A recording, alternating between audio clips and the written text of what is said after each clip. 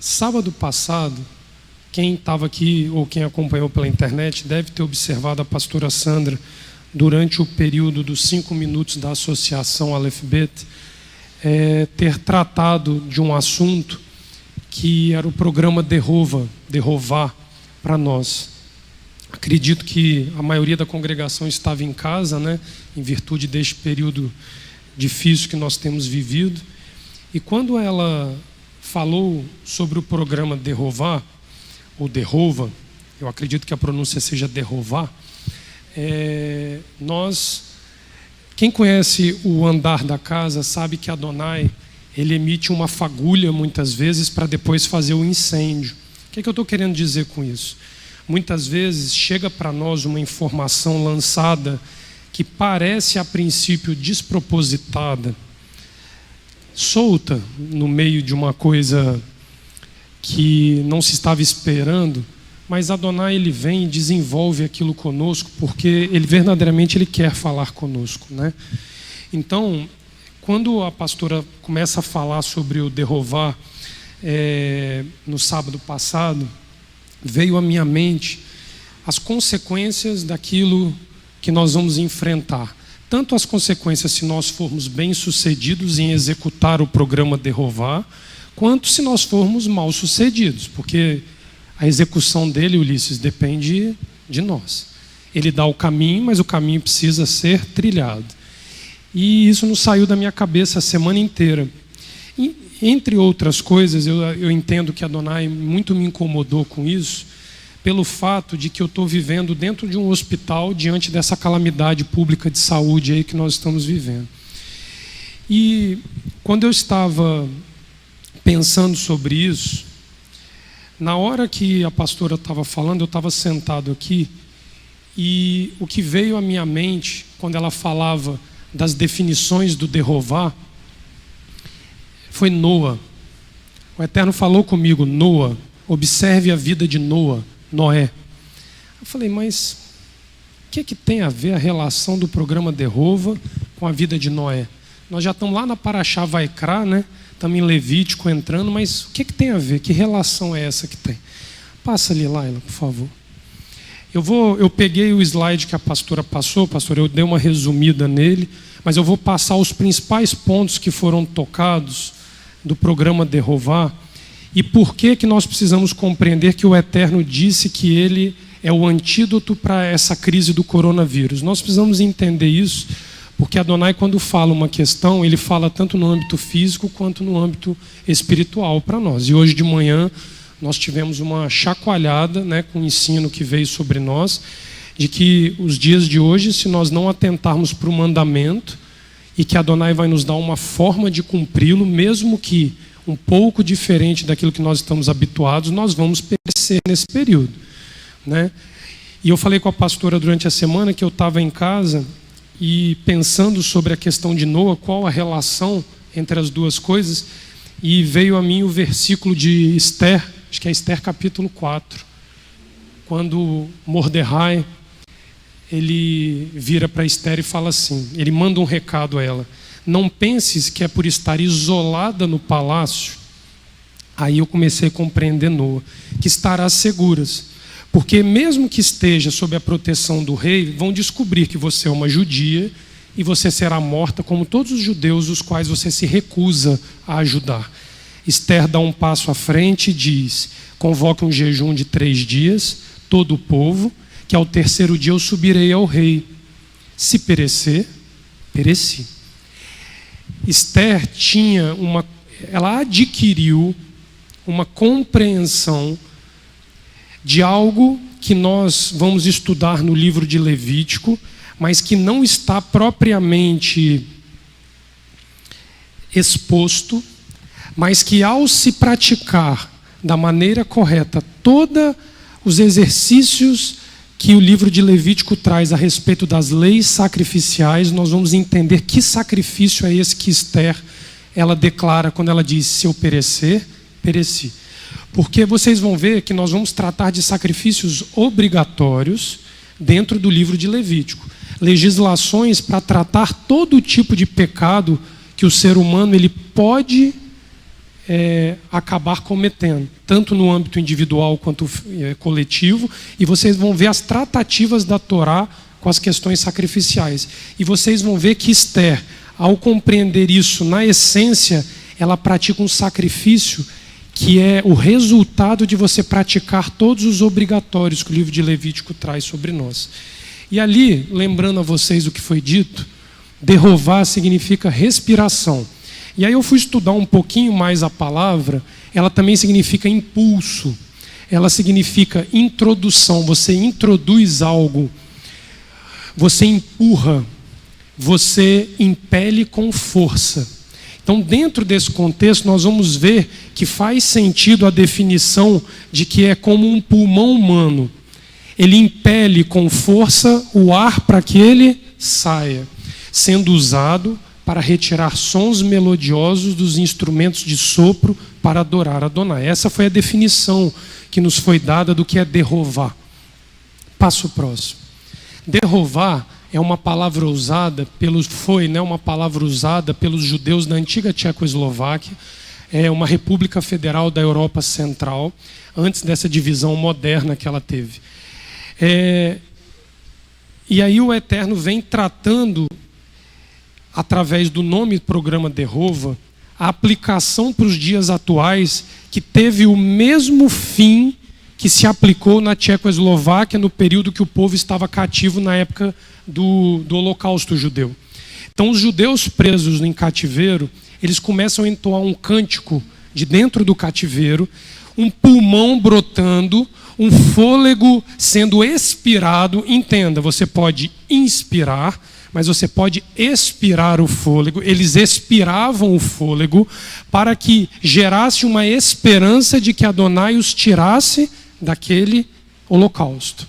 E morreram 6 a 8 milhões de judeus, enquanto esse fôlego começou a ser entoado nos campos de concentração, especialmente na Tchecoslováquia. E aí, 2020, período de pandemia do coronavírus, Adonai vem e dá essa palavra para nós. Ele é um antídoto contra a pandemia.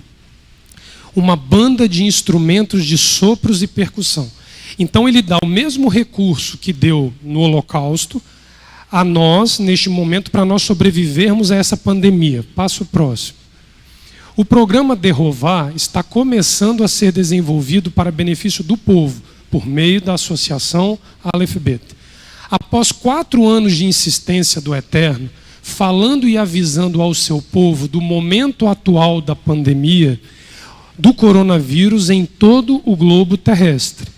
Então, há 4 anos atrás, ele começou a dizer que precisaria brotar do interior dos nossos corações o mesmo fôlego que gerou vida aos judeus nos cativeiros dos campos de concentração, para que Adonai mudasse a sorte deles e eles pudessem sobreviver. Então, ele já vinha nos avisando.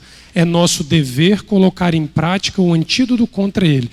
Mas, Leonardo, qual que é a relação entre o coronavírus e a questão do fôlego que brota? Passa. O que é um antídoto? O antídoto é um medicamento capaz de evitar ou neutralizar a ação de uma substância nociva. É uma espécie de remédio contra um mal, nesse caso um mal moral que está sobre a face da terra. O que evita ou corrige o vício, defeito, estado de depressão psicológica, paixão e etc. Substância que se emprega para diminuir ou anular os efeitos nocivos de um veneno no organismo. Isso é a definição de antídoto. Passo próximo. Falando e avisando o seu povo do momento atual de pandemia do coronavírus em todo o globo terrestre, é nosso dever colocar em prática o contraveneno, o antídoto, para anunciar através de uma banda que contém a formação de instrumentos de sopro e percussão, momentos festivos como também momentos fúnebres. Esse é o medicamento capaz de evitar ou neutralizar a ação de uma substância nociva, o coronavírus. Pode passar. Isso tudo foi dito sábado passado. A ordenança é, olha a voz de Adonai, todo hálito, ou seja, aquilo que sai de dentro do pulmão, todo ar que vem dos pulmões louva a Iá. Yah é uma partícula que denomina o nome Yud Re Vav Re. Yah, a salvação. Por isso que Yehoshua virou-se Yeshua, que é o Yah da salvação. É uma partícula hebraica. Como você usa na expressão Hallelujah. Louve a Yah, aquele que é. Eu sou o que sou. Então é uma partícula judaica, hebraica, que denota uma relação, que é um diminutivo, que denota uma relação daquele que sopra para aquele que recebe o sopro. Então é a relação entre criatura e criador. Aquele que soprou diante dos homens. Paz.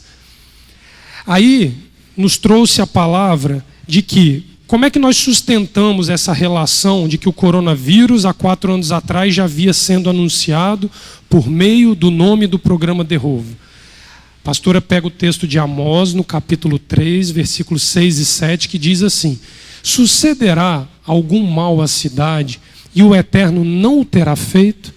Certamente o Eterno Elohim não fará coisa alguma sem ter revelado o seu segredo aos seus servos, os profetas. Então a gente usa uma base dos profetas para demonstrar que mesmo demorando 4 anos, 5 anos, 10 anos, 1 mês ou 1 dia, Adonai não deixa de avisar os seus de algo que acontecerá, que terá impacto coletivo sobre a face da terra. Então nós sabemos pelas Escrituras que Adonai de alguma forma avisou aqueles que o temem de que viria um mal sobre a face da terra para ser enfrentado. E ele já vinha avisando como este mal seria enfrentado. Passo próximo. E aí Adonai se manifesta por meio do seu Espírito e diz as seguintes palavras para a gente: as pessoas desconhecem assuntos espirituais. O Eterno usa-as para que a vida se mantenha sobre o planeta Terra. Então, abracem as questões espirituais com todas as forças de vocês, para que o povo seja beneficiado, curado da pandemia, sem preocupar-se com vocês mesmos, pois não há sofisticação para beneficiar o povo. A consequência disso aqui foi nós termos recebido a notícia de que Pêssah não seria celebrado onde nós gostaríamos, e o Eterno nos botou numa festa bem mais enxuta. Ele falou ali, não precisa de sofisticação para beneficiar o povo. Passo próximo. O Eterno nos mostrou uma tuba anunciando a adoração a Ele, com a força do pulmão humano, anunciando a vida, e nós não podemos vacilar. Esta é a pista que eu estou dando a vocês. Abracem as questões espirituais com toda a força do ser. De onde veio essas palavras? Do Espírito de Elohim. Aí eu fiz questão de botar, do Ruach Elohim. Isso não está escrito na Bíblia, foi a própria manifestação de Adonai em nosso meio que nos disse isso aqui. Então nós precisamos compreender que de alguma forma a humanidade hoje está diante de um problema, o qual Adonai está há 4 anos nos avisando, mas nós precisamos compreender qual é a base dele dentro das Escrituras para nós sabermos o porquê ele nos deu um instrumento de sopro para resolver a questão. Mas não resolver a questão internamente. Adonai não está preocupado somente com os membros da comunidade. Essa pandemia, ela atingiu todos os continentes. Não existe um país sequer sobre a face da terra que não esteja sobre a ação desta situação. Pode passar. Deixa paradinho aí. E aí eu vou explicar a vocês como foi que eu compreendi a relação do problema do coronavírus com a situação do Derrová e por que a base para tratar a questão se encontra em Noa. Tem uma frase que a pastora Sandra usa há uns 20 e poucos anos, que eu conheço ela, que ela diz assim: pecado discernido é pecado julgado. Se nós não entendermos o porquê a humanidade se encontra sofrendo um mal neste propósito, neste tamanho, qual foi o pecado da humanidade, nós não vamos compreender o porquê nós estamos passando por isso e como sair disso. Isso é uma base científica que se entende a doença, o diagnóstico e a cura. Você vê que ele está tratando um problema de saúde pública para falar de um problema no interior dos corações da humanidade que deflagrou este julgamento de Adonai sobre a face da terra. Senão, Não adianta a gente querer dizer que a gente liga os céus e a terra. Lembra dos ensinos dos últimos sábados? A conexão entre céus e terra. Você viu ele ali dizendo que nós não sabemos entender as questões espirituais porque nós ficamos reféns do plano físico. Qual é a causa de morte provocada pela pandemia do coronavírus? Do que a pessoa morre? Fôlego. Se vocês virem os vídeos dos médicos italianos filmando os pacientes acima de 70 anos que não têm respirador artificial, morrendo, agonizando sozinho num leito, é de doer a alma. Você vê um indivíduo, Ulisses, perdendo o fôlego, sabendo que não tem como soprar dentro dele e você esperar aquele indivíduo e não poder fazer nada, porque não tem recurso para fazer. E assim estão morrendo centenas por dia. Vocês viram, acho que foi ontem, 900 morreram num só dia. E a pessoa morre com falta de ar. Não é por uma complicação de insuficiência renal, não é por uma complicação de parada cardíaca. Ele literalmente toma o pulmão do indivíduo, as imagens pulmonares são horrorosas nas radiografias, e simplesmente o indivíduo perde a capacidade de respirar. Aí nós começamos a entender a relação de que ele nos entrega instrumentos de sopro para tratar um problema que está matando por falta de fôlego. Então, o antídoto para quem está com falta de ar é soprar o ar. Como é que você faz na parada respiratória? Você faz o boca a boca e sopra ar dentro do pulmão do indivíduo. Mas lembre-se, existe a questão física e existe a questão espiritual. Elas precisam estar andando juntas. Quando o Eterno, estou eu sentado aqui, e o Eterno fala comigo, presta atenção em Noa, eu fui olhar a questão de Noa. E a primeira coisa que eu compreendi da relação do que está havendo hoje é que através de Noa nós vamos entender a base do problema mundial estabelecido hoje. Do que morreu a humanidade e os animais no período de Noa? Afogamento. Afogamento te leva a morrer por falta de ar. Não houve na história da humanidade outra calamidade, digamos assim, mundial, que tenha provocado morte por falta de fôlego. Em massa.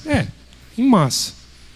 Observa, febre tifoide, a febre espanhola, as grandes pestes, a peste bubônica, que teve um período que matou gente, é a primeira vez que nós estamos diante de uma situação mundial onde a humanidade volta a enfrentar um problema relacionado a respirar. Quando você olha a morte proposta por Adonai, ali na Parashá Noa, vocês têm que observar que Adonai prometeu, por meio da aliança do arco, que não mataria mais a humanidade, não destruiria mais a humanidade por meio das águas. Ele não está inundando a terra para faltar o fôlego de novo. Mas ele não disse que não julgaria novamente pelo fôlego. Como é que o homem recebe a vida da parte de Adonai?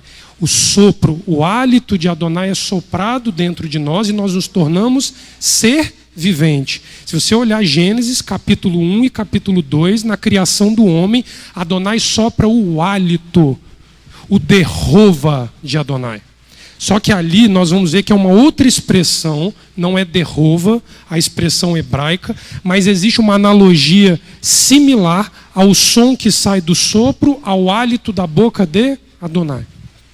Quando nós compreendemos que a Parashá Noa vai tratar da morte por falta de ar, nós precisamos entender qual era o problema da humanidade naquele período. Porque se vocês analisarem bem, poderia estar nos dias de hoje uma peste nos afligindo de qualquer outra forma, qualquer outra. Mas ele disse que com os instrumentos de sopro nós daríamos fôlego de vida àqueles que estão perdendo o fôlego. Parece uma coisa flutuante, mas é algo que Adonai há 4 anos, e ele ainda vai nos falar mais sobre isso para que nós compreendamos o nosso papel nesse momento. E aí eu volto ao que o Ulisses falou de manhã. Existe a ordem divina e existe a ordem humana. O confronto é inevitável. Em algum momento, Eu não estou dizendo que é agora, mas também não estou negando que possa ser agora. Mas em algum momento nós teremos que escolher entre obedecer um mandamento divino e uma ordem humana. A pressão sobre aqueles que guardam e cumprem a Torá sobre a face da terra vai caminhar de uma forma que em algum momento você vai ter que escolher entre Adonai e a lei dos homens, porque a humanidade caminha a passos largos, criando leis e normas para a sobrevivência humana que vão de encontro às normas divinas de sobrevivência. Observa a Parashá Noa, capítulo 6. Abre lá para a gente começar. Na verdade, é o final da Parashá Bereshit, que a Parashá Noa começa no verso 9.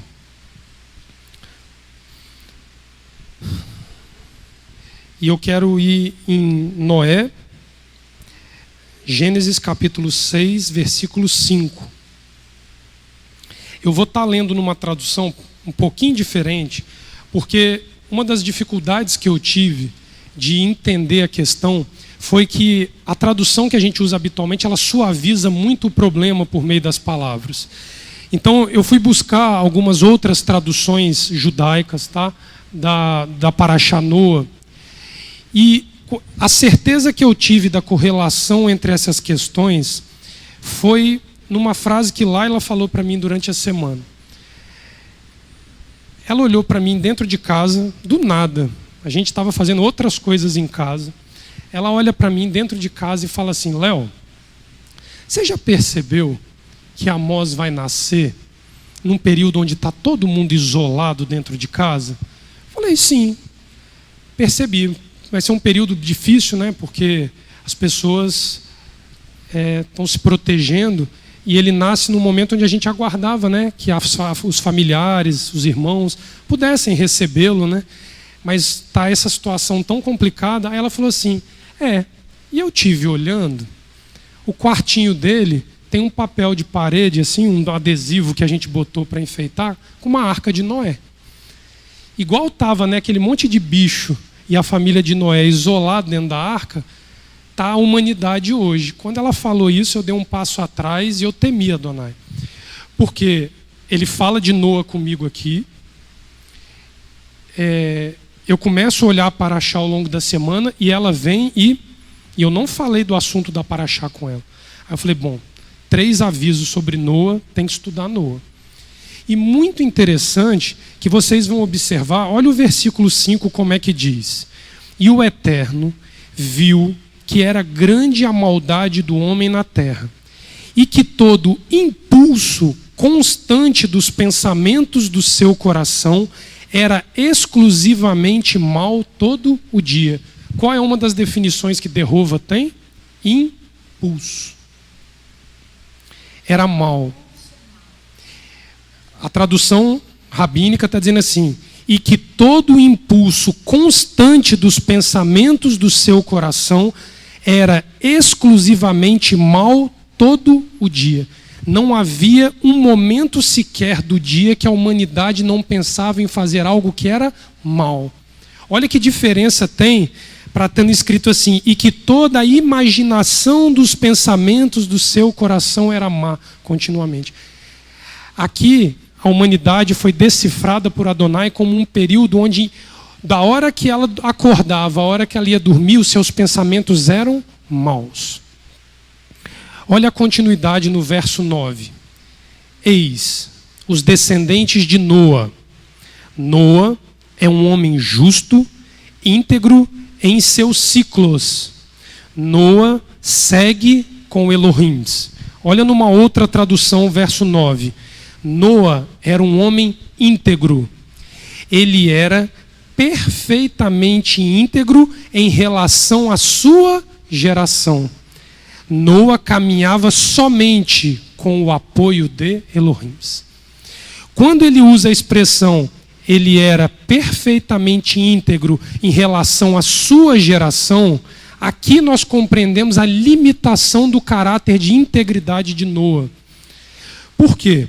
Porque se você olha e fala assim, Abraão era um homem justo, íntegro.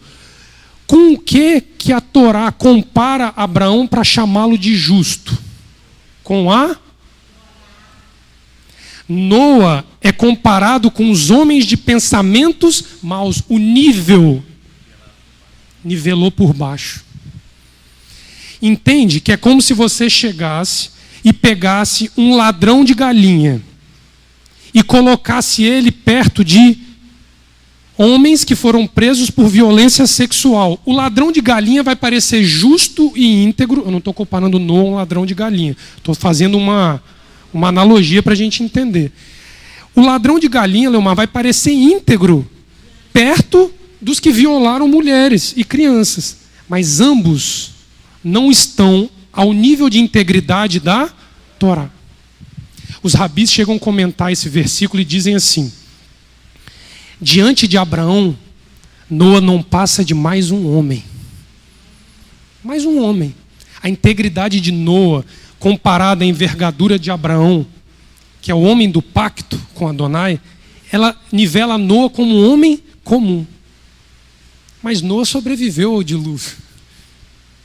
Calma que a gente chega lá. Os rabis afirmam que Noa, entre os homens de sua geração, era uma forma mais aproximada do padrão justo que refletia o Criador para a humanidade naquele tempo. Porém, ele foi insuficiente para um tempo onde a criação exprimia em sua vida cotidiana as piores qualidades que um ser vivente poderia apresentar. Mesmo sendo ele considerado justo, não foi suficiente para resolver o problema daquela geração.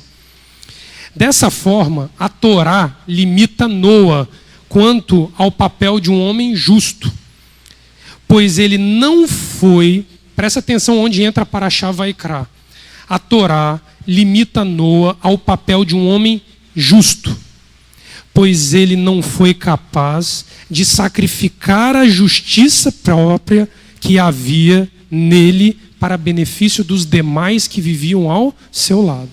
Essa é a diferença entre Noa e Abraão. É a diferença entre Noa e Isaac. A diferença entre Noa e Jacó e Moisés. Entre outros grandes homens que foram íntegros nesse nível. Tal depreciação do padrão de integridade de Noa leva o coração de Elohim a decidir pelo extermínio da humanidade e dos seres viventes que haviam se corrompido. Quando ele olha que a integridade de Noa era limitada, ele fala: eu preciso destruir. Porque ele não viu num homem a capacidade de resolver o problema da humanidade. Vamos lá. Fala. Que se houver um só homem, um justo, ele livra a todos. Um só justo. Como ele fez ali com Abraão. Um justo.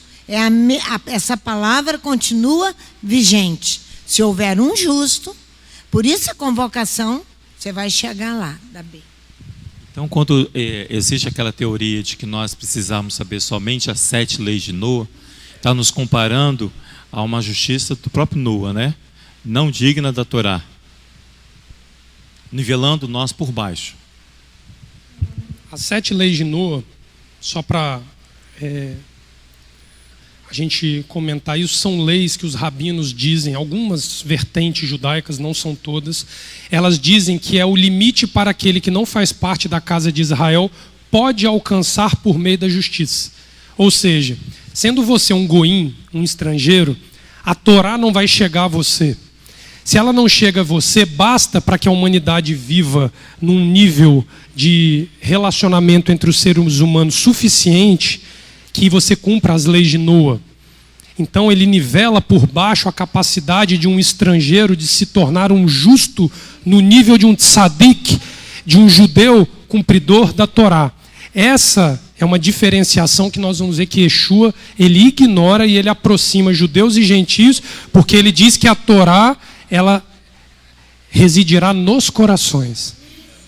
Então as leis de Noa nada mais é do que uma xenofobia, é um desprezo de uma determinada casta para com o resto da humanidade. Isso não é Torá e os rabinos sérios não consideram isso como algo o qual se aplica por meio da Torá. Foi bom você ter tocado nesse assunto, eu não tinha me atentado para isso. Nós precisamos compreender qual foi a sensação que Adonai teve quando ele olha a humanidade nesse período. Vai lá no verso 6 e 7. Olha a depreciação que a humanidade enfrentou nesse período. Bereshit, Gênesis, capítulo 6, versículos 6 e versículo 7. Presta atenção. Adonai lamenta haver feito o terroso sobre a terra. Ele se aflige no coração. Adonai diz: apagarei das faces do terreno o terroso que criei terroso, até a fera, o réptil, até o volátil dos céus. Sim, eu lamentei havê-los feito. Aparentemente, quando nós olhamos o texto até o verso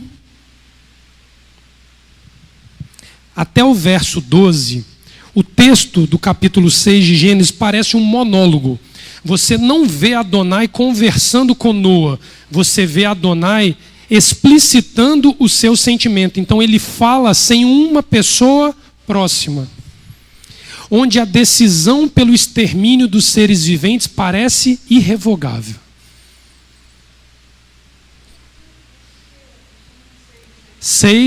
Versículos 6 e 7. Eu estou lendo uma tradução um pouquinho diferente. Pode ir acompanhando aí, Marta. Então, quando Adonai, é como se Adonai estivesse desabafando para ele mesmo, Ulisses, que ele se decepcionou com a criação e que ele ia destruir. Agora vem aqui uma pergunta para vocês. Ele é Adonai. Ele precisava pedir licença a alguém para destruir? Porque você vai ver agora ele começando a conversar com Noa. Olha só que interessante o verso 11 e 12. Versos 11 e 12. Antes dele introduzir o diálogo com Noa, presta atenção, ele ainda está falando sozinho, num monólogo. Mas a terra desmorona diante de Elohim. A terra se cumula de violência. Só que nós precisamos entender, lá no final nós vamos compreender violência, que tipo de violência? Maldade, que tipo de maldade? Porque isso é muito abrangente. Eu posso ser violento batendo num filho, eu posso ser violento no falar com a Sandra, eu posso ser violento numa ação abrupta. De que violência Adonai está falando aqui? Presta atenção. Verso 12. Elohim vê a terra assim, desmoronada, pois toda a carne havia destruído seu caminho sobre a terra. Ele começa a dar pistas de onde está o problema da violência e da maldade. O caminho da criação começou a se desviar. No entanto, a partir do verso 13, o monólogo torna-se um diálogo.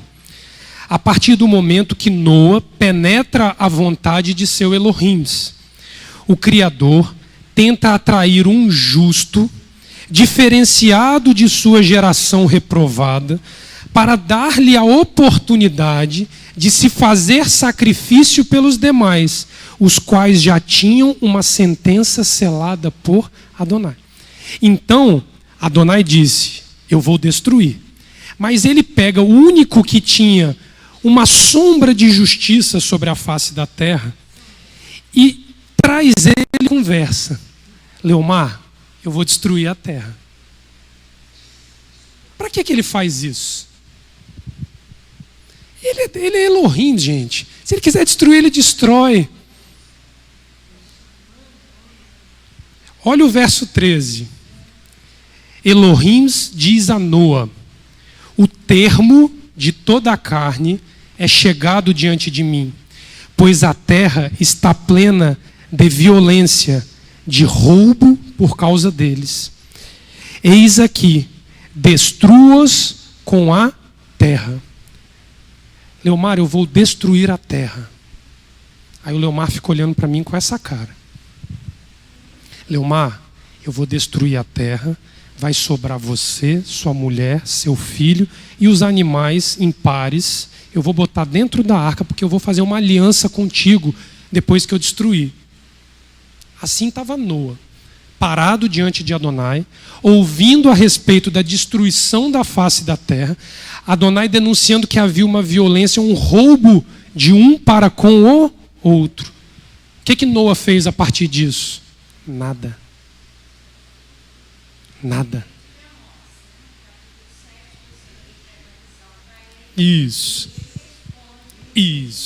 Amós e vários outros justos. Note que até este momento do diálogo, não vemos a manifestação contrária de Noa quanto à sentença aplicada por Adonai. Na ausência de um movimento ativo deste justo, Elohim dá continuidade ao plano de destruição da terra, sem ser interpelado por Noa em momento algum. Noa não interfere na decisão de Adonai.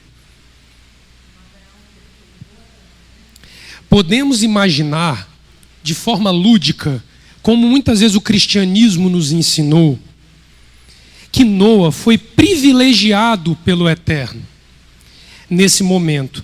Porém, não podemos esquecer de uma característica singular de Elohim dita por Moisés. Porque você pode parecer, dentro de uma visão romântica do que aconteceu com Noa, pode dizer assim: ninguém mais prestava, somente Noa. Então Noa recebe aquilo como um presente de Adonai. Essa é uma forma cristã desviada do propósito de vida que a Torá traz a cada paraxá, do que é a plenitude de você ser um ser vivente. Aí Moisés, Leomar, ele nos lembra quem é Adonai através de 13 atributos. Abre lá em Êxodo 34, versículos 6 e 7. Naquele texto que ele está falando para nós, que ele pretende, e nós precisamos agir, que para manter a vida sobre a terra. Não é isso aí? Não é só essa casa, manter a vida. Esse é o cuidado que nós precisamos começar a ter. A casa tem intimidade com Elohim, é uma assembleia reconhecida nos céus e na terra, e pode estar diante de uma destruição nos mesmos termos de Noa, e nós ouvirmos Adonai dizer: eu vou destruir, e a gente faz assim, ó.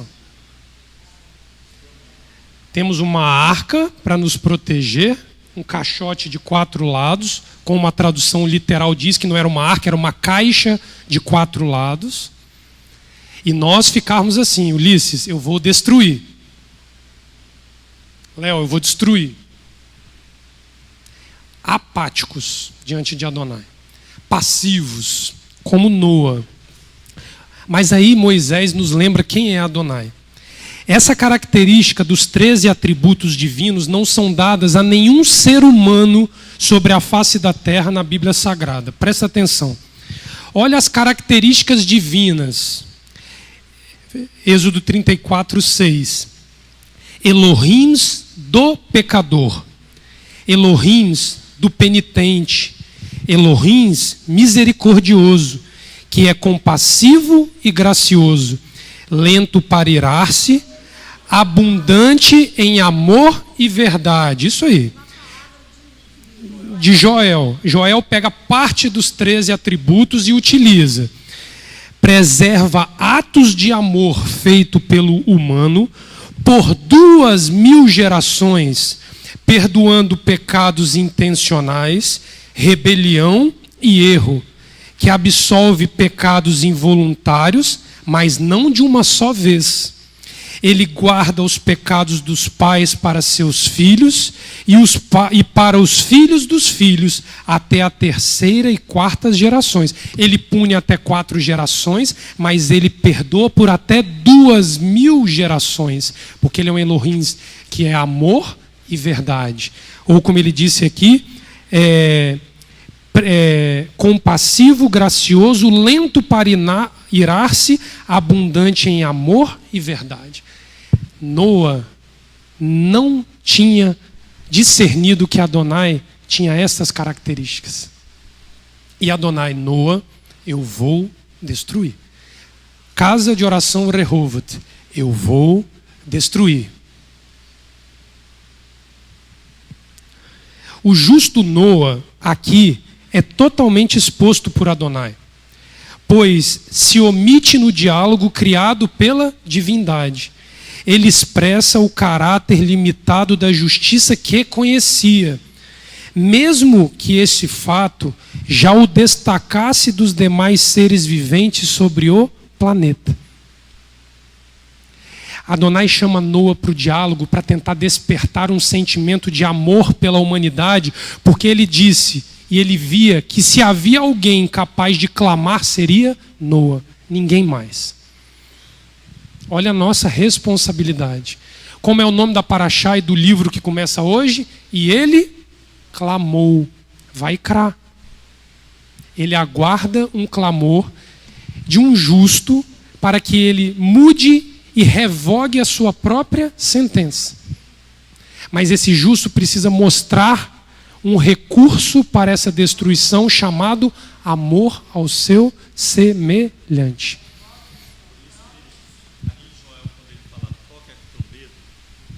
Quando em Joel fala ali no capítulo 2, verso 15, ele fala assim: tocai a trombeta em Sião. Em algumas versões proclame um clamor em Sião.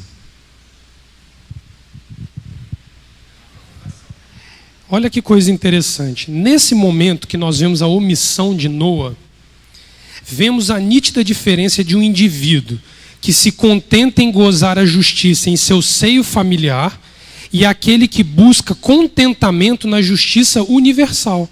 É uma diferença brutal.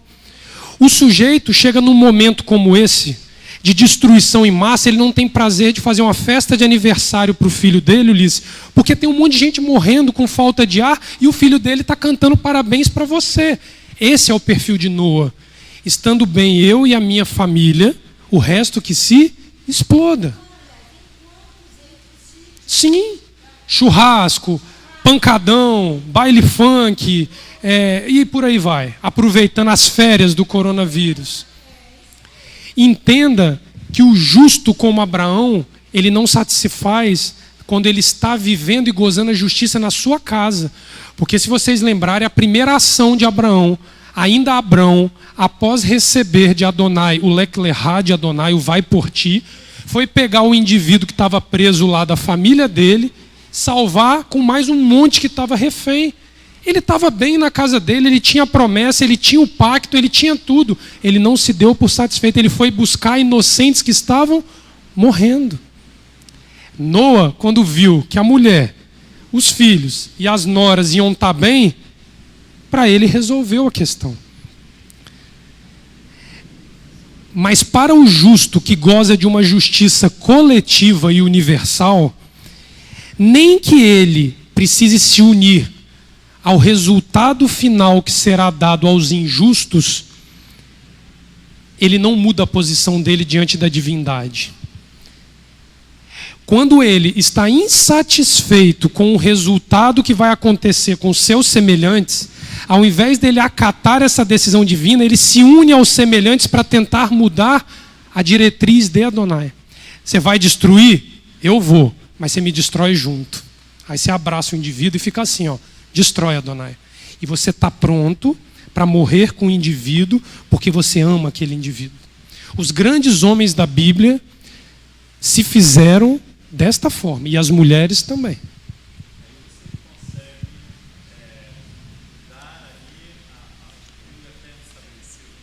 Sim. Você muda uma sentença divina estabelecida. Presta atenção, a palavra de Adonai não volta atrás. Mas quando Adonai coloca um homem em meio ao problema para dar oportunidade a um recurso de uma sentença que ele estabeleceu, ele vai exprimir desse homem o sentimento mais apurado que um ser humano pode ter pelo outro, que é um amor genuíno pelo seu semelhante. E Yeshua diz que se você amar o teu próximo como a ti mesmo e ao eterno acima de todas as coisas, você cumpriu toda a Torá, que é o padrão para te dizer se você é justo como Abraão ou justo como Noa. Aqui estava o problema da humanidade. O que parecia ser mais justo não foi capaz de amar os seus semelhantes. Ele não revogou uma sentença divina. Ele não foi aperfeiçoado por meio de sacrifício. Presta atenção. Só revoga uma sentença divina o homem que tem intimidade com Adonai por meio de sacrifício. Porque Noa era um homem que tinha intimidade, mas não era um sacrificador. Pode procurar para vocês verem. Qual é a primeira ação de Noa quando ele sai da arca? Nós vamos chegar lá, mas eu já vou adiantando. Ele planta uma vinha. Ele não sacrifica. Vocês vão ver na tradução que eu vou trazer que ele se preocupa primeiro em buscar uma alegria humana para sobreviver ao resultado do que ele viu acontecer.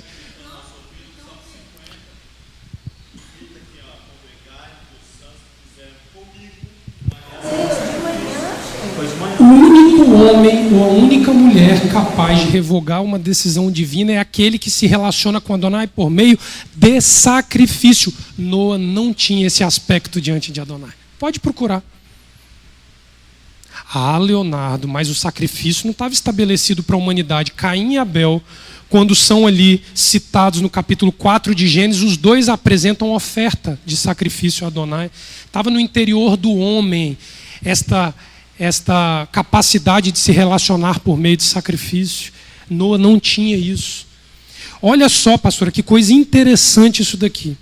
Observe que já ciente e exposto o caráter de Noa, Elohim fala para ele construir uma arca. A ordem para construir a arca só vem depois que o caráter de Noa é exposto. Presta atenção nisso aqui. Primeiro ele diz que vai destruir. Aí ele tenta com Noa. Ele tenta um resultado da parte de Noa. Noa não responde, ele fala, então constrói uma arca para você e para sua família. Mas olha que coisa interessante. Na própria estrutura da arca, ele dá a Noa uma situação ambivalente. Ele dá tanto a oportunidade como ele dá o juízo sobre Noa por meio da arca. Vai depender de Noa. Presta atenção, versos 16 e 17. Olha só como que a nossa romântica tradução dificulta a nossa vida. Olha como diz o verso 16 nessa tradução. Faz uma luz para a arca. A arca ela era totalmente fechada. Era um caixote todo fechado, nos 4 lados. Faz uma luz para a arca. Conclua de modo a ter 1 cúbito de altura no topo. Presta atenção nisso. Imagina o chão da Beita, aqui onde nós estamos. A arca está para baixo. Isso aqui é a tampa de cima da arca, tá certo? Imagina que o infantil, ali o local da cozinha, ali embaixo, é o interior da arca. Aqui é a tampa da arca. Ele manda fazer de 1 côvado por 1 côvado, por 1 côvado, por 1 côvado, uma clarabóia para entrar a luz lá para baixo. Imagina com 1 metro de altura acima da tampa.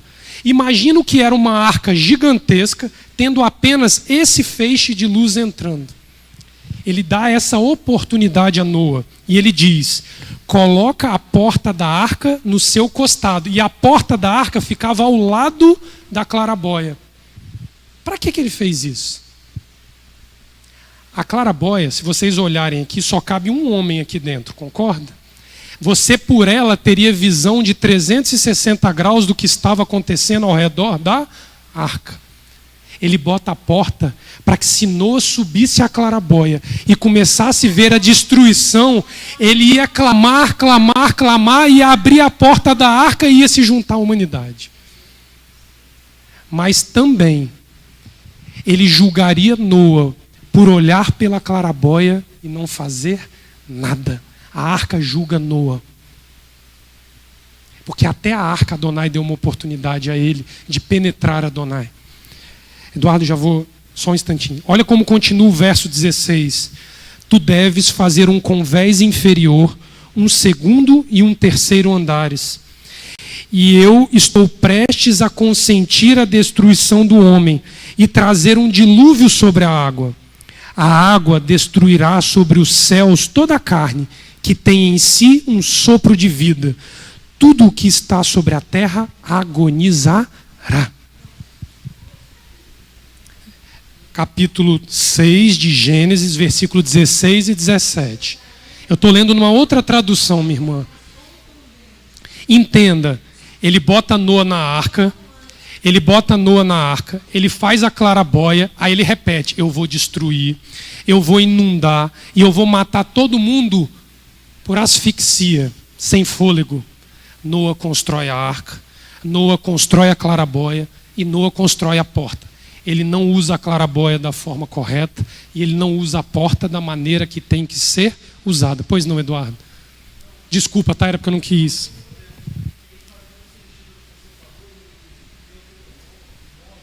Deuteronômio 9,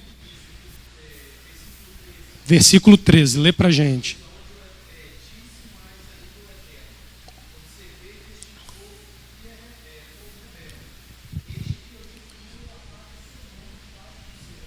Farei de ti uma nação maior e mais numerosa. O Eterno falou com Moisés.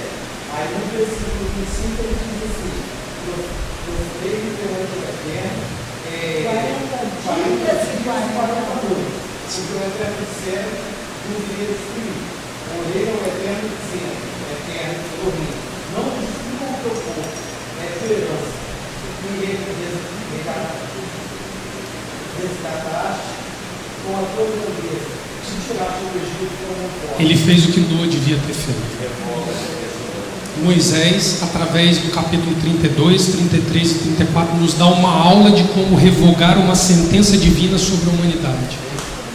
É uma aula. Presta atenção nisso. Olha agora, seguindo o texto, estou seguindo os versículos do texto. Então fala. Agora vocês entendam a responsabilidade que está sobre nós. Isso. Olha, presta atenção. É só ligar a televisão, que tem um por um na nossa casa, que nós vamos ver quantos morrem por dia sobre a face da terra. Então, tem que olhar isso e ver a responsabilidade que ele deu uma pista, ele falou.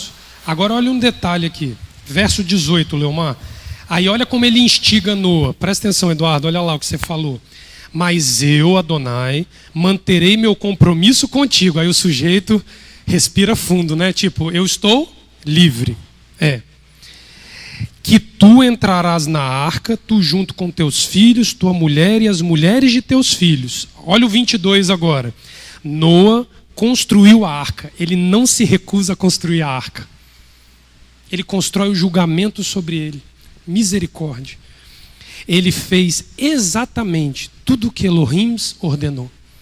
Ele não foi sensível à voz de Adonai querendo que ele não construísse a arca, que ele se juntasse à humanidade. Mas vocês querem ver o que é o pior de tudo nisso aqui? Olha a continuidade. Sem haver mudança do limitado padrão de justiça de Noa, mesmo diante da ordem de construir a arca, Elohim não tem outra alternativa, Leomar, senão dar prosseguimento ao plano secundário na situação, destruir os seres viventes. O plano primário era mover o coração de Noa a amá-los e liderá-los de volta a Adonai. O plano secundário era a destruição. E assim ele fez, e pelas suas palavras vemos a dureza do coração de Noa, o qual ainda viria a se quebrantar. Mas nós vamos ver o que Adonai faz para o coração de Noa se quebrantar. Capítulo 7 de Gênesis, versículo 1 e versículo 4. Se atentem lá. Bereshit, Gênesis 7, versículo 1.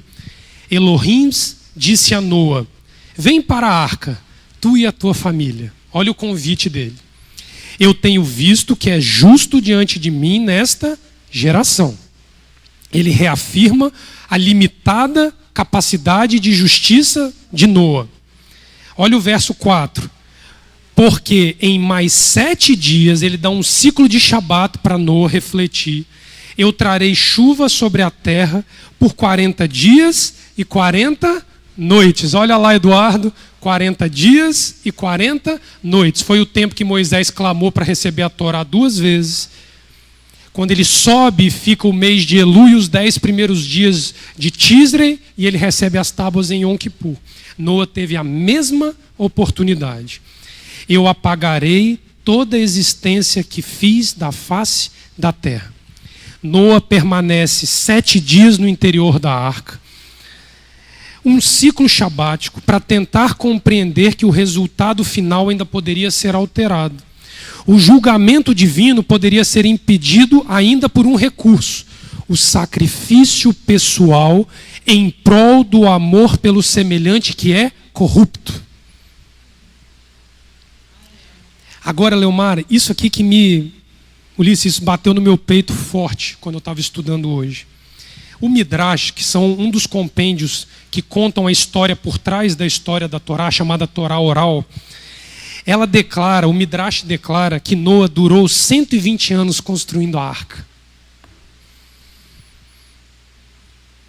Ele passa um ciclo de vida humano de 120 anos construindo a arca. Ele foi insensível por 120 anos. Mas o que mais me doeu não foi isso. Durante todos esses anos, diz o Midrash, as pessoas vinham e perguntavam o que ele estava fazendo. E a resposta de Noa era: um dilúvio está por vir e destruir a terra. Com esta fala, Noa tinha esperança que se arrependessem de seus atos malévolos e voltassem a trilhar o caminho do bem. Como não conseguia convencer os demais, ele aceita a proposta divina de destruir todos os seres viventes. Ele consente com a morte dos seus semelhantes. Então, quando você pega o Midrash, você vai entender que a decisão de Noa de entrar na arca não foi de um dia para o outro. Ele dura 120 anos. Mas, aparentemente, pastora, ele apelou para que os seus semelhantes não entrassem. Mas qual foi o método utilizado por Noa, segundo o Midrash, para fazer com que as pessoas se arrependessem do seu mau caminho? Um dilúvio está para vir e vai matar todo mundo. Lembra no mundo cristão, Ulisses, há 30 anos atrás? Se você não aceitar a Jesus, você vai ser morto e vai morrer no inferno para o resto da sua vida. Me diz uma pessoa que encontrou o caminho do retorno a Hashem por meio deste tipo de apelo. Todo domingo repetia o mesmo apelo e a mesma pessoa ia lá na frente e pedia perdão pelo pecado. Noa não introduziu o ritual sacrificial para que o indivíduo se fizesse perdoado por Adonai. Ele não ensinou o caminho do sacrifício. Ele ensinou por um meio psicológico, uma tentativa de oprimir e impor medo e pânico na cabeça do povo para que o povo pudesse fugir da ira divina.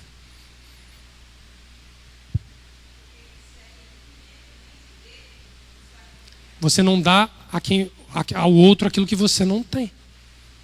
Noa tentou apavorar os seus semelhantes para que eles se arrependessem. Nos dias de hoje, a humanidade está sendo convocada ao medo e o pavor, e não ao arrependimento de pecado. Por isso que precisa brotar uma voz, um fôlego, ensinando por meio da música o arrependimento, o fôlego do clamor, uma voz que vai fazer gerar em cada homem, em cada mulher, um apelo, o qual Noa não foi capaz de ensinar na geração dele. Ele foi reprovado, pastora, com um método 120 anos de reprovação. Só isso.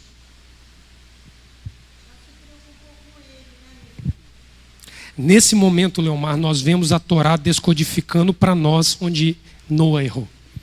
A violência do seu semelhante para com o outro. Quando ele não introduz o ritual sacrificial como premissa de relacionamento entre criador e criatura. E ele nos ensina isso no início do livro de Levítico, que é o livro do sacrifício.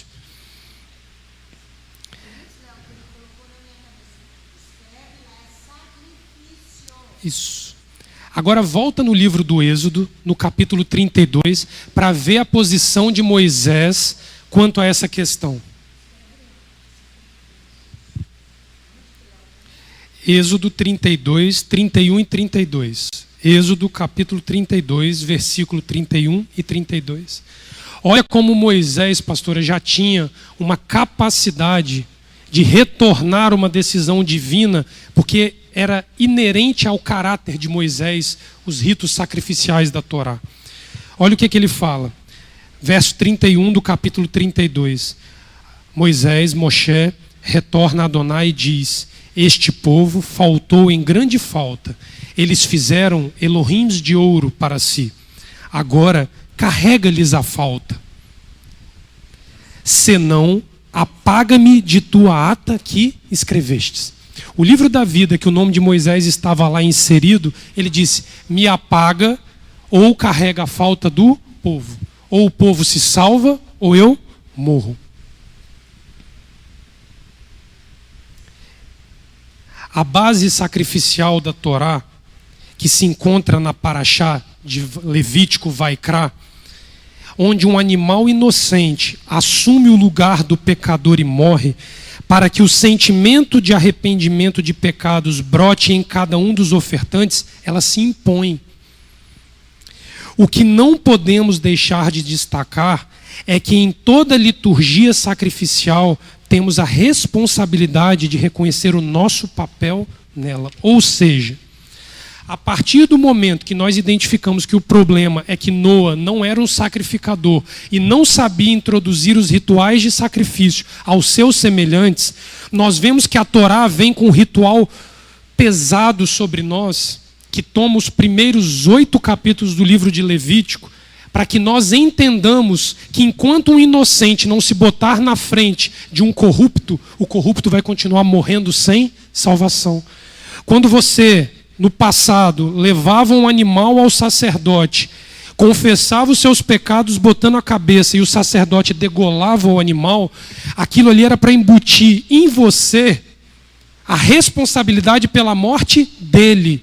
Então, quando você olha a morte de um animal, você não quer desejar a morte do seu semelhante.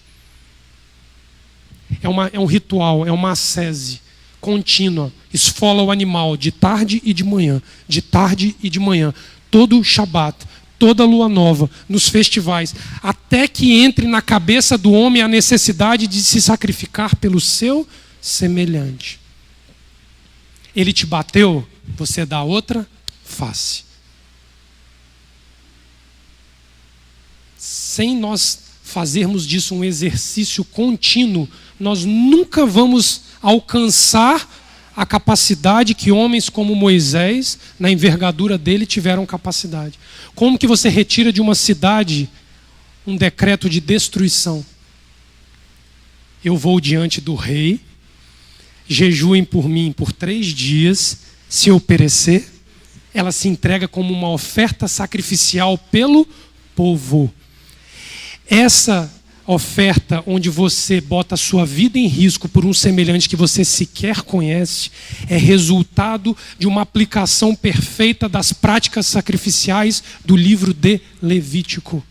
Se você aprender o holocausto, a oferta pelo pecado, a oferta voluntária, que é o Shelamim, e as demais ofertas sacrificiais, pecado involuntário, voluntário, quando você adquire conhecimento e prática desses rituais, você se torna apto a fazer como Moisés: se matar o povo, me mata junto. Você não chega lá sem passar por esses rituais rotineiramente. Mas, Leonardo, hoje a gente não tem mais o animal para morrer. Não precisa pegar o cordeiro, o bode, o cabrito e trazer aqui para morrer. Basta você se considerar um animal, como aqueles muitos que foram para dentro da arca com Noa, sabendo que se hoje eu sou um beberrão, pastora, amanhã eu deixo de beber. Se hoje eu sou um mentiroso, amanhã eu deixo de mentir. Se hoje eu sou um blasfemador, amanhã eu sou um homem que aprendeu a abençoar.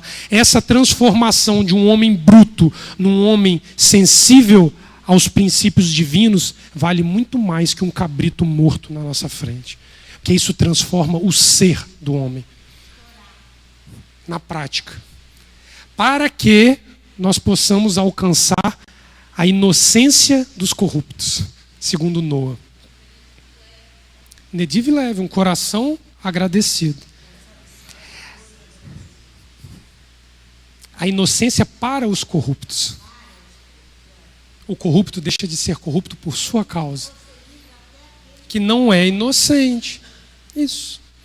Abre lá em Romanos para a gente entender o ensino de Paulo aos Romanos no capítulo 12, porque aqui você vai ver Paulo aplicando o Torá de Levítico na prática. Ele aqui não está anulando o ritual sacrificial, ele apenas está demonstrando e descodificando para nós qual era a real intenção por trás da morte de um animal. Olha o que ele fala. Romanos 12, de 1 a 3.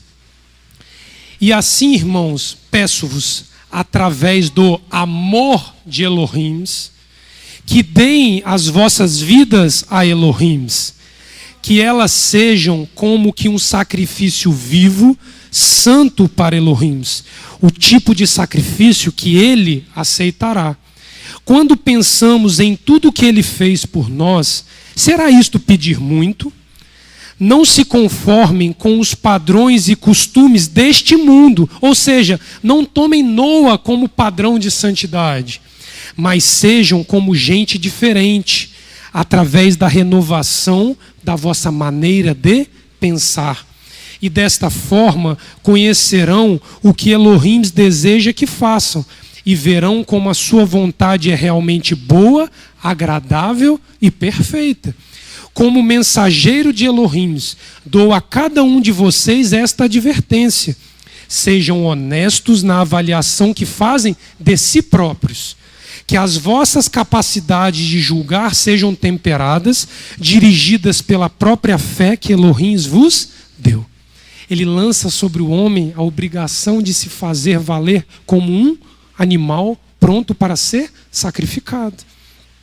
Em todo o ritual sacrificial, vamos precisar aprender o papel do ofertante, em traduzir a morte do animal em boas condutas de vida, alinhadas aos padrões de santidade da Torá. Além disso, seremos desafiados a dar as honras ao Messias de Israel no papel de aproximador do homem ante o seu Criador. Não havia naquele período o ofertante que trazia o animal e o sacerdote para levá-lo a Elohim. Hoje a nossa natureza carnal morre por meio do sumo sacerdote Yeshua HaMashiach, que leva esta oferta ao Pai. Porque só ele cruza o Santo dos Santos. Não mudou nada. No livro de Levítico, Ulisses vem, entrega o animal nas mãos do sacerdote, confessa os seus pecados, torce e ora e clama e apela a Adonai para que ele não precise voltar ali com o mesmo pecado. Este animal é degolado e o seu sangue levado diante da presença de Adonai por um sumo sacerdote. Ofertante é ofertante, sumo sacerdote é sumo sacerdote. E Yeshua não tomou o nosso lugar como animal de oferta. Ele toma o nosso lugar como expiação para que a nossa oferta chegue ao Pai. Esse é o papel mediador de Yeshua. Aí vocês leiam com calma, Hebreus 10, do verso 19 ao 25, que vocês vão ver o escritor de Hebreus falando sobre este sangue messiânico. Porque se vocês olharem, Números capítulo 29, que a gente ora todo o Rosh Hodesh, a lua nova, vocês vão ver que ele fala do sacrifício diário, sacrifício semanal, sacrifício mensal, e no finalzinho, acho que é verso 15, ele diz assim: e trarás um bode como oferta pelo pecado, além das demais ofertas trazidas. Ou seja, tudo que você ofertar como ser humano a Adonai, você precisa pegar o bode expiatório, mas não aquele Azazel, o que faz a expiação para que a sua oferta chegue na presença de Adonai. Números capítulo 28, acho que versículo 15. 28, 15, não é isso? É isso aí. Só que tem um detalhe. Noa sobrevive ao dilúvio. Certo, Rita? Agora a gente precisa saber como que ele termina a vida dele pós-dilúvio. Como ele sai da arca. Vai lá no capítulo 9 de Gênesis. Fala no microfone, pastor. Do isolamento que ele se promoveu durante 1 ano da humanidade. Ele ouviu os gritos do povo morrendo. Do isolamento. Pastor. Isso. Aí tem que prestar atenção. Gênesis 9 aí. Vai mostrar para nós que a consequência do isolamento é pior do que ter morrido pelas águas. Isso aí, Léo. Antes Noa tivesse morrido pelas águas. Porque vocês vão ver o final de Noa. Capítulo 9 de Gênesis, verso 20. Eu não falei que Noa traduziria os dias atuais para a gente? Isso. Gênesis 9, versículo 20. Leomar, ouve essa tradução aqui, que essa aqui eu achei interessante. 9:20. Noa, o dilúvio passou, durou 1 ano preso dentro da arca, ele ouviu os gritos do povo morrendo do lado de fora, ficou na claraboia olhando a destruição, porque ele não deve ter se aguentado de ficar só no andar de baixo, ele deve ter subido, ele ouviu o grito do povo morrendo afogado. Diz assim: Noa, um mestre do solo, degradou-se a si mesmo ao plantar uma videira, antes de mais nada. Ao sair da arca, a primeira coisa que ele faz foi plantar uma vide para colher delas uvas para celebrar a sua própria vida. Eu sobrevivi ao isolamento. Ele não sacrificou por ter sobrevivido. Você não vê ele sacrificando por ter sobrevivido a uma destruição. Ele quis inventar para ele uma justificativa de que valeu 1 ano isolado dentro da arca. Ou pelas águas, né, Rita? Para quem entende, para bom entendedor, né? Olha como continua o texto. Ele bebeu do vinho, embriagou-se e se descobriu a si mesmo na tenda. Ele se bota nu na tenda. Canaã disse a seu pai o que havia ocorrido. E seu pai, Cam, olhou para a nudez de seu pai e o atacou. A violência não foi destruída, mesmo com o isolamento da arca. A violência sobreviveu ao dilúvio. Sabe por quê? Porque em 1 ano ele não ensinou os filhos dele a matarem a sua própria natureza carnal. Não ensinou os padrões divinos para os seus filhos. Você sabe o que significa ele atacou seu pai nu na tenda? O comentário mais visceral, rabínico que eu encontrei, ele violenta sexualmente o seu pai. É rabínico, é tratativa da Torá. Ele sodomiza o seu pai. Foi um de dentro, um sobrevivente do dilúvio, Rita. Agora olha só que interessante isso aqui.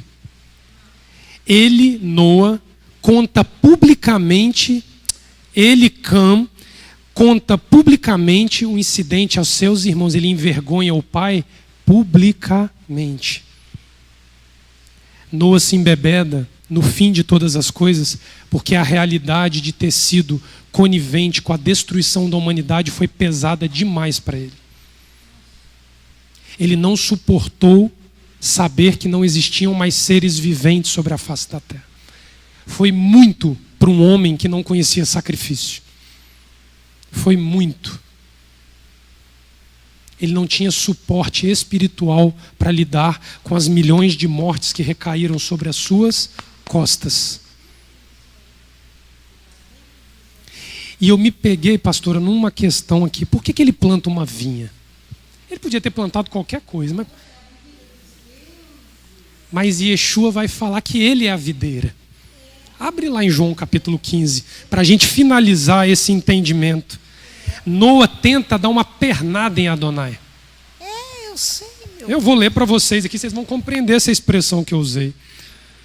Se vocês olharem Mateus capítulo 26, Yeshua orando por si mesmo às vésperas da morte, Yeshua vai dizer assim: Pai, se for possível, passa de mim esse cálice, mas antes, cumpra-se a tua vontade. Qual era a vontade de Adonai? Que ele morresse em prol da humanidade. Se tinha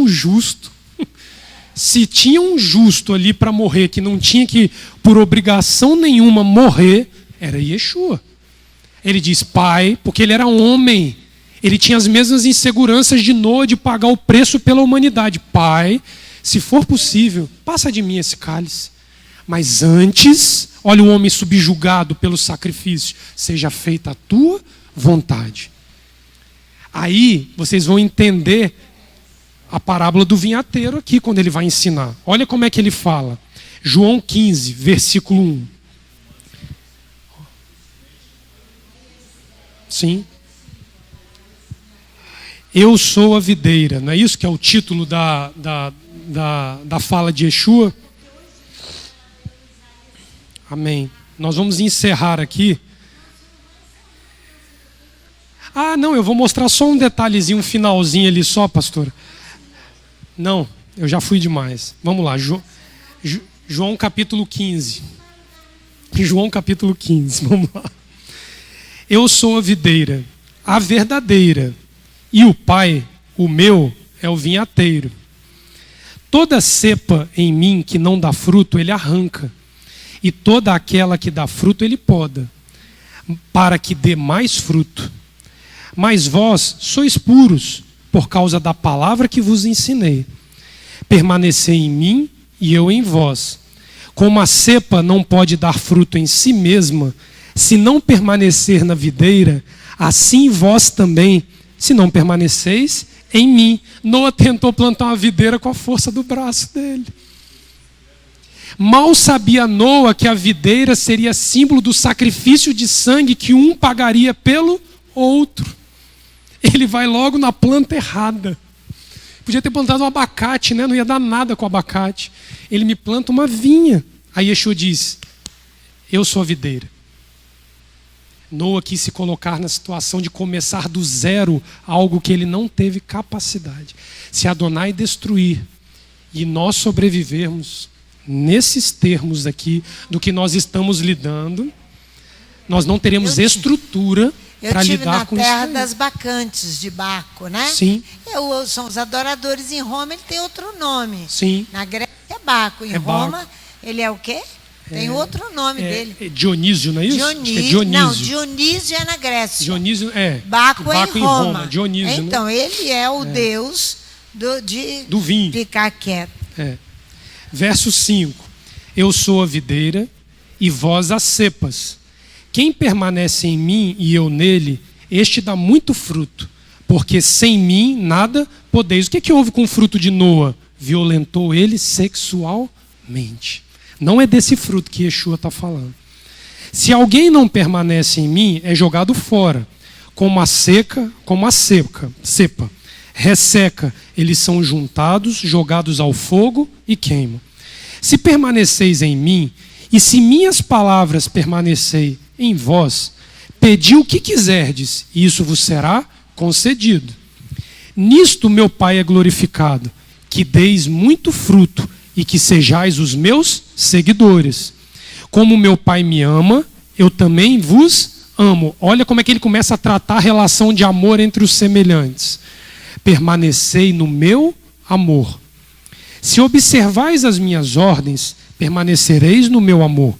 Eu também observo as ordens de meu Pai e permaneço em seu amor. Digo-vos isto para que o meu bem-querer esteja em vós e vosso bem-querer seja pleno. Eis a minha ordem. Aí ele vem agora pegando pesado. Amai-vos uns aos outros como eu vos amei. Qual foi o símbolo maior da expressão do amor de Yeshua pela humanidade? O derramar de sangue. Em outras palavras, se tiveres que morrer pelo teu próximo, morra.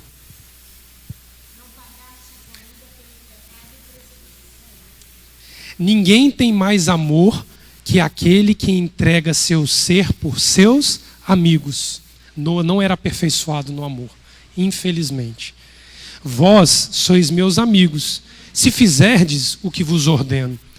Não vos chamo mais servos, porque servo não sabe o que faz o seu Adom, mas vos chamo amigos, porque tudo o que ouvi de meu Pai vos dei a conhecer. Não fostes vós que me escolhestes, mas eu vos escolhi a vós. Eu vos designei para irdes e para que deis fruto e vosso fruto permaneça. Assim, o que quer que pedirdes ao Pai em meu nome, ele vos dará. Aqui eu quero abrir só um parêntese. Verso 17. Eis o que vos ordeno, amai-vos uns aos outros. Se o universo vos odeia, saiba que antes me odiou. Se fosseis do universo, o universo amaria o que é dele. Mas porque não sois do universo, e porque vos escolhi fora do universo, ele vos odeia. Eu quero abrir um parênteses aqui no verso 16. Assim, o que quer que pedirdes ao Pai em meu nome, ele vos dará. Adianta ficar orando em nome de Jesus, eu quero isso, em nome de Jesus eu quero aquilo. É isso que ele está ensinando aqui? Ele condiciona que eu e você nos submetamos ao amor ao semelhante a ponto de derramarmos sangue por eles, para que a partir deste ponto que eu pedir em nome do Filho, Yeshua, o Pai me atenderá. Tem uma diferença brutal.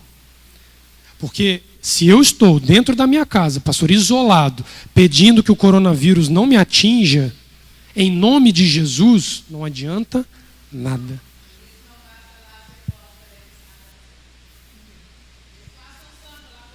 É isso, por isso que isso não basta.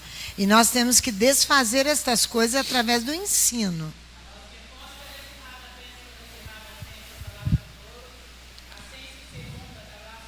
Amém, Pai. Amém. É porque a busca do ser humano constantemente é através de um amor real a Adonai e ao seu semelhante. Assim que deva ser. Prossiga ensinando ao povo.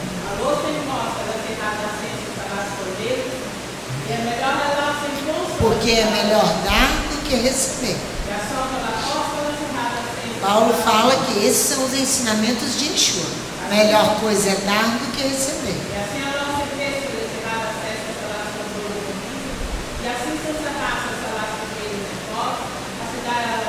Amém, Pai.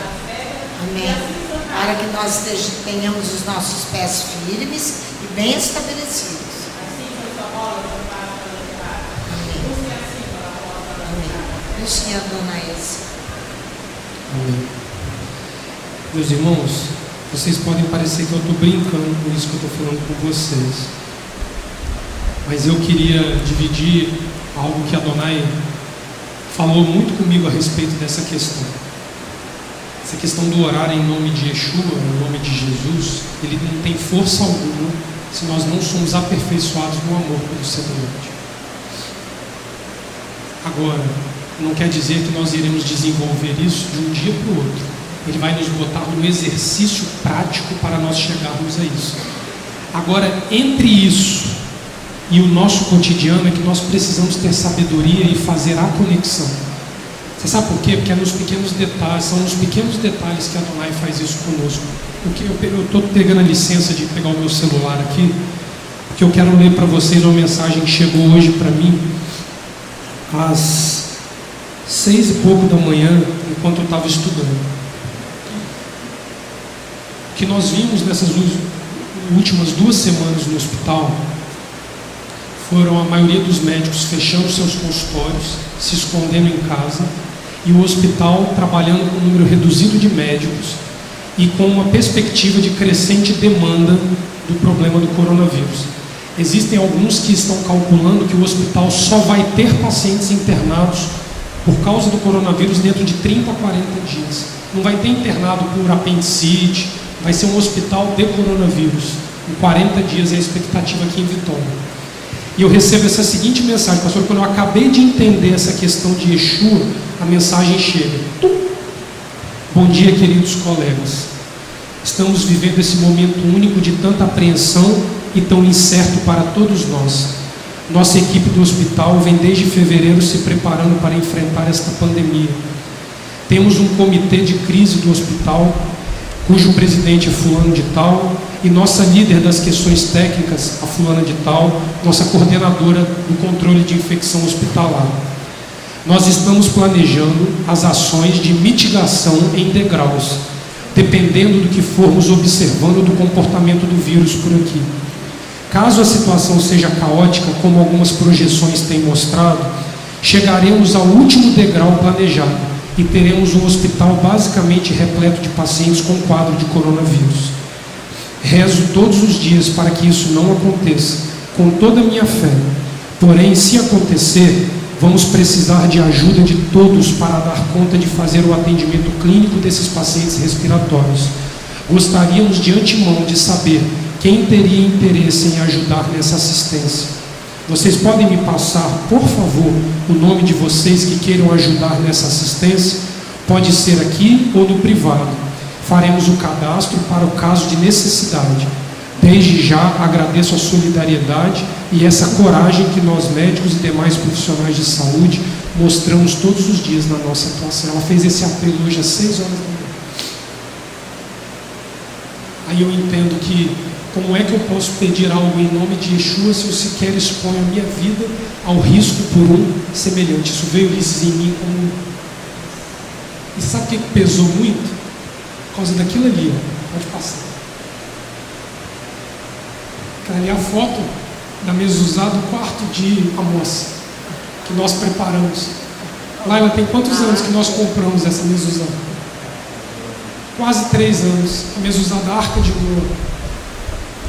E esses dias Laila falou: Léo, prende o mezuzá no quartinho dele, porque quando ele nascer, eu quero que ele entre aqui já com a mezuzá. Passa a próxima. Olha o papel de parede do quartinho dele. A Arca de Noé. E aí, para terminar, olha o presente que a Priscila e o Biratã deram para ele ontem.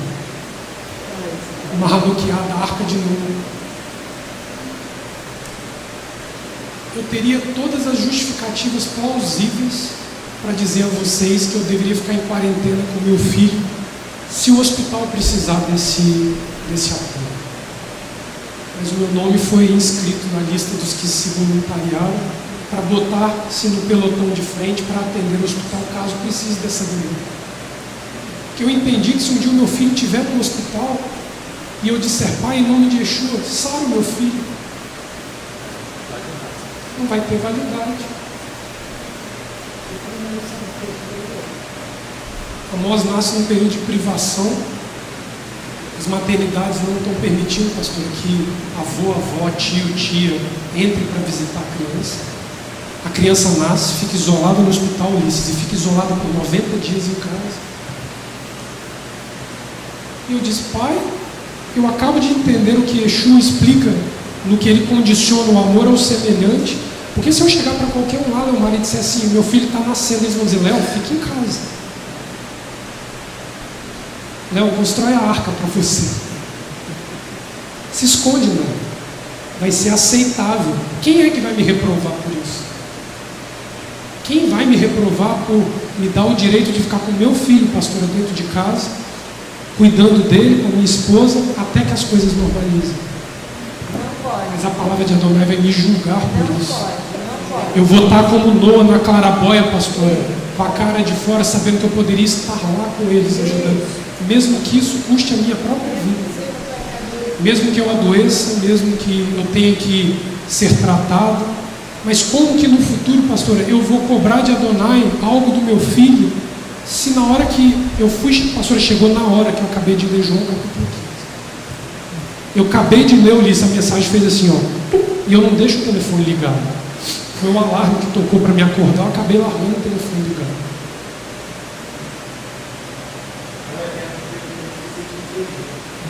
Não, acima de tudo ele está perguntando se eu vou me esconder atrás disso daí, Adonai.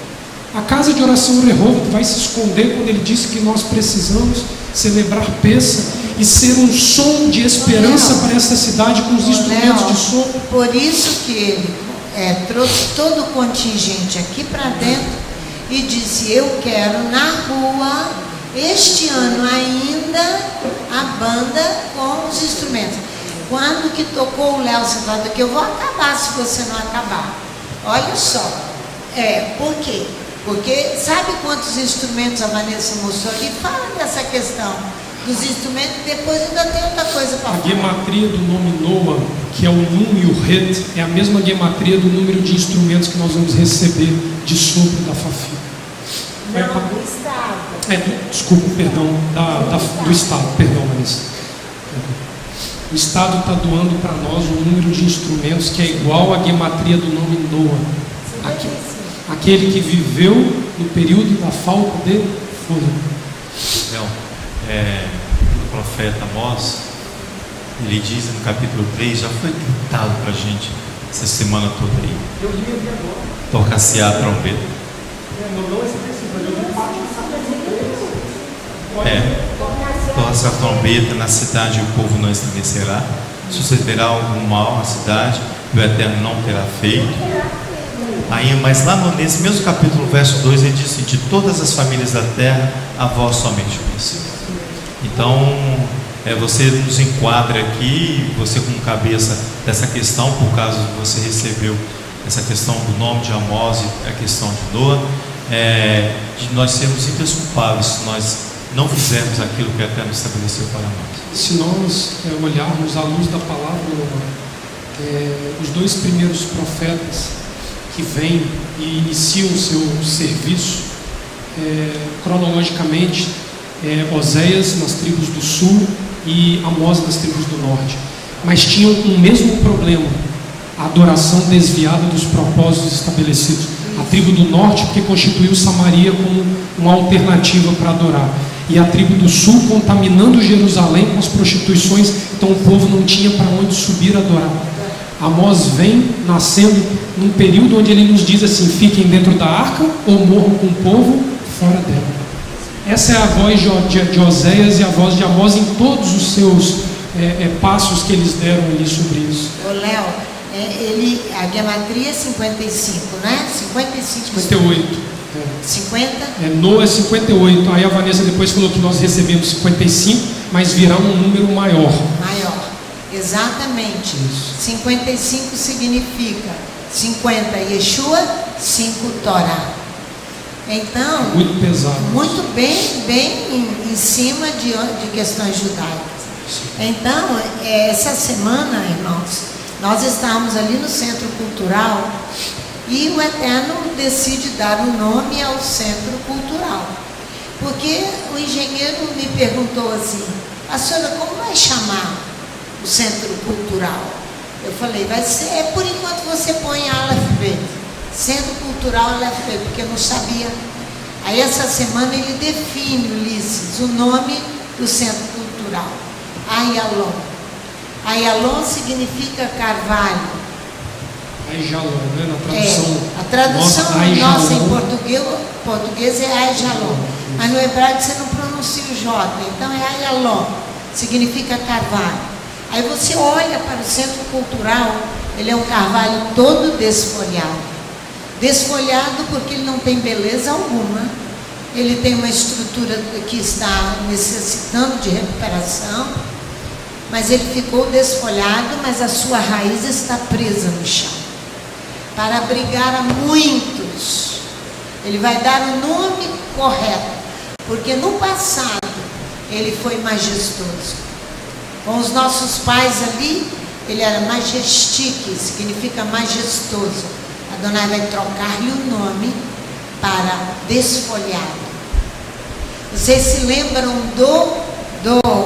do nosso CD? Olha aqui, é um carvalho desfolhado, fruto do despojo, porque agora a árvore desfolhada, desprovida da sua beleza exterior, ela vai poder abrigar a muitos. E não podia existir um nome mais perfeito para o Centro Cultural. Nós passamos a terça-feira inteira, a Marlene chorando, a Carmen lendo, para nós vermos a aproximação perfeita que Adonai fala.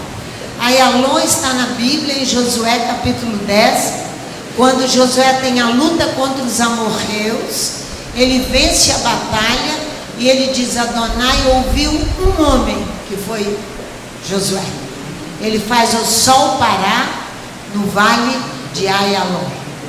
Vale de Gibeon, né? Já Vale de Gibeon, deixei lá no texto, como ele fala, Que Josué, né?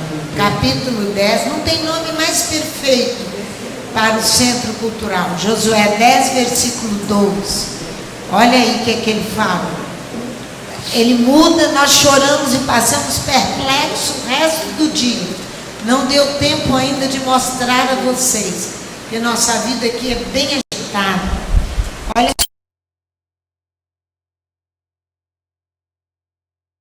Deus das Israel, e disse na presença dos israelitas, versículo 12: Sol, detém-se em Gibeon, e tu, lua, no vale de Ayalon. E o sol se deteve e a lua parou, até que o povo se vingou de seus inimigos. Não está isto escrito no livro dos justos? O sol se deteve no meio do céu e não apressou-se a pôr-se quase um dia inteiro. Não houve dia semelhante a esse. nem antes nem depois dele, atendendo o Eterno assim a voz de um homem. Bastou Certamente o Eterno pelejava por Israel. Basta um homem clamar, uma casa, que ele vai atender. E uma casa clamando, um povo, uma casa, ele vai ele atender. vai atender. Então essa é a segurança para nós. Por isso a convocação tão veemente hoje de manhã para que nós celebremos Pêssah, porque Pêssah é uma das 3 festividades onde se aglomera em Jerusalém, não se isola. Nós não podemos ir na contramão do mandamento. Nós não podemos olhar para as coisas que são estabelecidas por homens desprovidos de amor pelo seu semelhante para os dias atuais. Nós precisamos nos manter, porque talvez meu filho possa nascer, Leomar, sem esta praga ainda estar causando o estrago que está trazendo. Não digo por causa do meu filho, mas por tudo que a gente conversou e por tudo que nós estamos, para que cada família possa suspirar novamente ares normais e a vida voltar ao seu ritmo normal. Porque, lembra que eu falei no início? O resultado pode ser bom ou o resultado pode ser ruim. O de Noa foi muito ruim.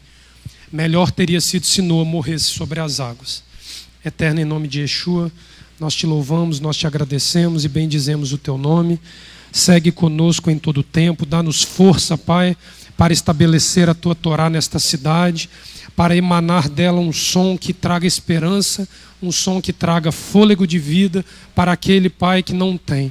Sejamos, Pai, obedientes a Ti e à Tua voz. Bota de pé os homens desta casa, bota de pé as mulheres, os jovens, os adolescentes, as crianças e os idosos. Nós não estamos aqui promovendo balbúrdia contra o governo, mas estamos aqui, Pai, promovendo uma particularidade a qual o governo não é capaz de estabelecer, que é o fôlego de vida dentro do ser humano por meio do Teu Espírito. Por isso, Pai, faz-nos invisíveis aos olhos deles, mas que os ouvidos deles estejam abertos ao som dos nossos instrumentos, quando eles saírem tocando pela cidade na noite da festa de Pêssah. Por isso, em nome de Yeshua, abençoa, Pai, a cada um, abençoa o Almir, abençoa os músicos que estão sendo convocados, a vida da Larissa, ali, Pai, que está encabeçando e liderando esta questão dos instrumentos de sopro. E assim, Pai, nós venhamos a estabelecer a conexão entre os céus e a terra. E mesmo que eles não saibam, Pai, como tudo isso se desfez, como toda essa loucura se estabilizou, nós sabemos que foi por meio de um clamor, de uma casa e de um povo que se colocou em perfeita união com a Tua justiça para benefício de todos e não só nós. É o que nós oramos em nome de Yeshua, Messias. Amém. Shabbat Shalom a todos.